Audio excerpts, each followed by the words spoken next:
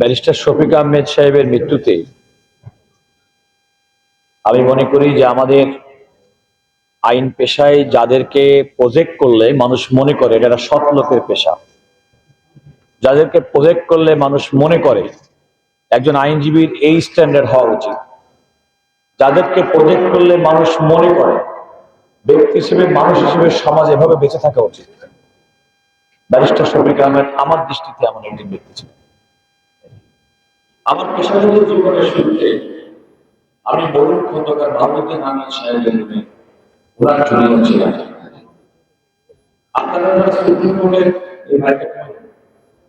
আপনারা যারা supreme court আইনজীবী সমিতির মরুল ভবনের স্ট্রাকচার জানেন, এই ভবনে ঢুকে বাম দিকে আমাদের সেলিব্রিটি লয়ার্স ডের যেখানে আছে তার প্রথম রুমে ছিলেন ব্যারিস্টার শফিক।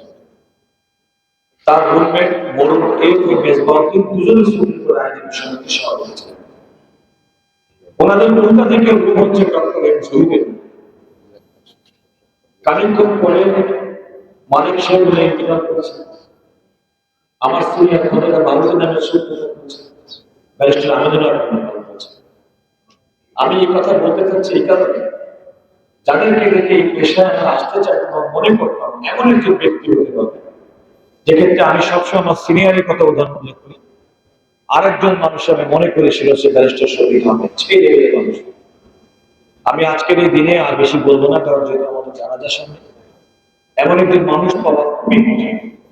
আলহামদুলিল্লাহ ওনার সন্তান মাহবুব শফিক ঠিক বাবা এই ভদ্রতা, এই সভ্যতা, এই নম্রতা, এই সহনশীলতা পেয়েছে।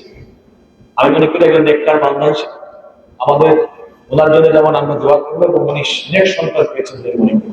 আমি আজকের দিনে আমার কর্তব্য অ্যাটর্নি জেনারেল অফিসের পক্ষ থেকে মরহুম ব্যারিস্টার শফিক আহমেদ, যিনি বার কাউন্সিলের ভাইস চেয়ারম্যান ছিলেন, আমি যেহেতু বার কাউন্সিলের চেয়ারম্যান, তার আত্মার মাগফিরাত কামনা করছি, তার শোক সন্তপ্ত পরিবারের ভবিষ্যৎ জানাচ্ছি। আসসালামু আলাইকুম।